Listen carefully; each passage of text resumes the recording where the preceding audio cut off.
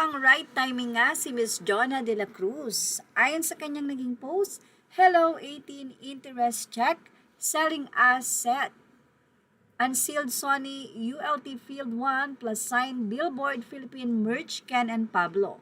Unsealed Sony ULT Field 1 receipt and proof of transaction is available.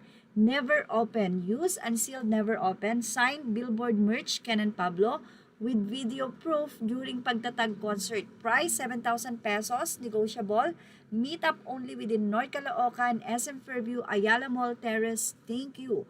At mukhang talagang napapanahon po ang pagpo-post na ito ng isang 18 na si Jonna de la Cruz. Check nyo lang po sa kanyang Facebook dahil ang SB19 po ay endorser ng ULT.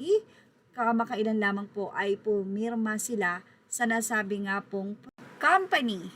Kaya naman sa mga nais po na bilhin ito, i-message nyo lang po itong si Jonna de la Cruz.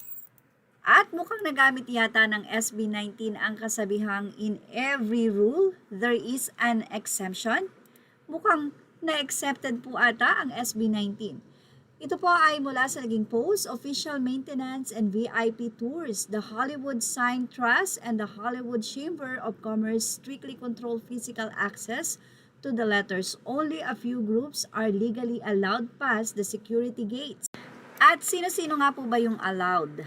Maintenance crews, workers who periodically repaint, wash, or structurally reinforce the heavy steel letters, media and special VIPs, high-profile news crews, documentary filmmakers, or rare celebrity promotional events such as authorized commercial film shoots can obtain heavily regulated expensive city permits and security escort to access the restricted slope.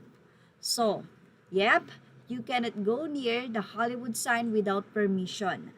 At nakalapit po ang SB19. So, ibig sabihin, sila po ay kasama sa high-profile news crews, documentary filmmakers, or rare celebrity promotional events. So, kasama po sila doon sa mga celebrity na nakakuha po ng permit para po makapunta at makapagpa-picture po doon sa Hollywood. Wow! Ganun na po talagang kasikat ang SB19.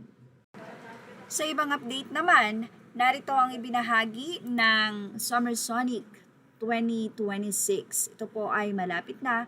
Siyempre marami pong mga fans, especially ang 18 dito sa Pilipinas na sana nga raw po ay magkaroon ulit ng live telecast. Pero hindi natin alam, baka naman po ito ay ipalabas nila sa YouTube through live. So, abang-abang lang po. Malapit-lapit na yan. 20 days na lang, kung di tayo nagkakamali, ay Lollapalooza na. At yan po ang ating Showbiz Now update. Images are all credit to the rightful owners. Thank you for watching Showbiz Now.